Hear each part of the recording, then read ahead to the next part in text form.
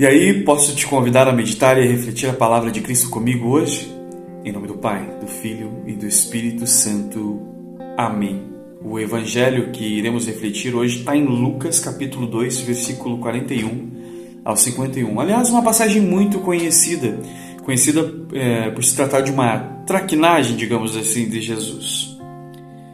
Todos os anos, os pais de Jesus iam a Jerusalém para uma festa da Páscoa.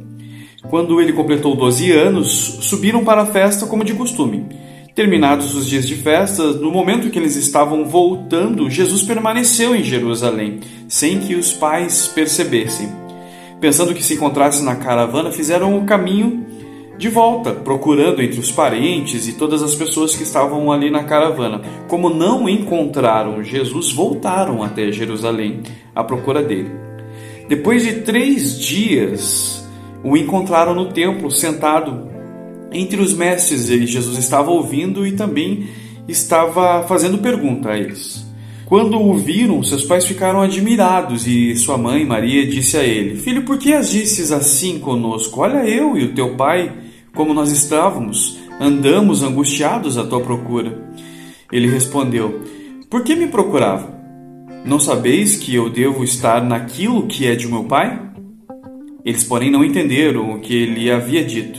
Jesus desceu, então, com seus pais para Nazaré, e era-lhes submisso. Jesus era submisso. Sua mãe guardava todos esses acontecimentos em seu coração. E Jesus ia crescendo em sabedoria, idade e graça diante de Deus e dos homens. Eu, como pai, fico imaginando aqui a preocupação de Maria e de José quando perceberam que Jesus não estava com eles, estava desaparecido. Eles fizeram todo o caminho de volta a Jerusalém procurando Jesus. Ao observarmos e entendermos o contexto do Evangelho hoje, a primeira lição que nós podemos tirar daqui como ensinamento dessa passagem é a importância de estarmos presentes na casa do Pai. Era isso que Jesus fazia. A família de Jesus tinha o hábito de participar dessas festas religiosas no templo. Isso nos lembra que existe uma necessidade de nutrir a nossa vida espiritual. E é só na casa do Pai que nós podemos fazer isso, buscando momentos de oração, de adoração, de comunhão e aprendizado na presença de Deus. O que é mais surpreendente também nessa história é a atitude de Jesus. Mesmo aos 12 anos, um menino, um pré-adolescente, ele demonstra um conhecimento profundo da palavra de Deus. Ele impressiona todos os doutores da lei que ali estavam com as suas perguntas inteligentes. Essa passagem nos lembra que Jesus, além de ser o nosso Salvador, também ele é o nosso mestre e exemplo.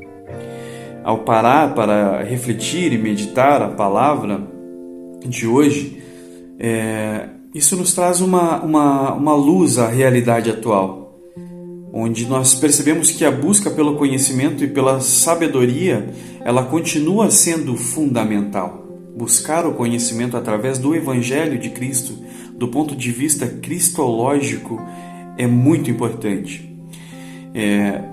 Na era que vivemos da informação, que está ao nosso alcance de forma rápida, agilizada, é necessário um discernimento para separar o que é verdadeiro do falso. Hoje em dia nós tratamos esse termo como fake news.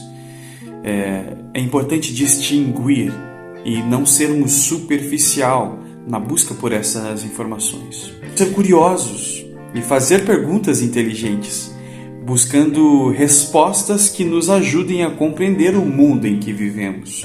Não sermos seguidores passivos, aqueles que sentam e fingem que ouvem. O Evangelho de hoje nos convida a refletir sobre o ponto de vista da cabeça de um adolescente de 12 anos, o caso de Jesus. Jesus tinha um grande anseio, uma grande vontade de saber mais sobre as coisas do Pai.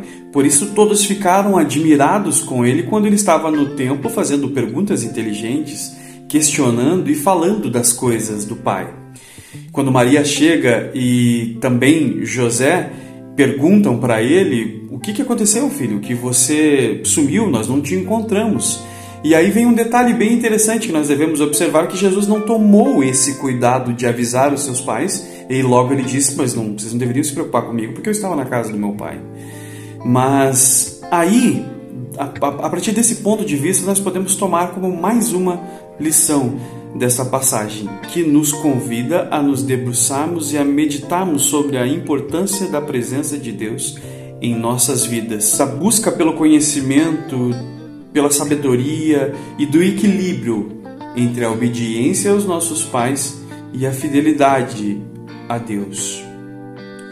Que essa reflexão no dia de hoje nos inspire a buscar uma vida espiritual vibrante, a alimentar a nossa mente com o conhecimento e o discernimento, a viver bem e viver também em harmonia os princípios divinos em todas as áreas da nossa vida. Eu espero que a reflexão de hoje tenha alcançado a sua vida de algum modo. Deus abençoe grandemente o seu dia.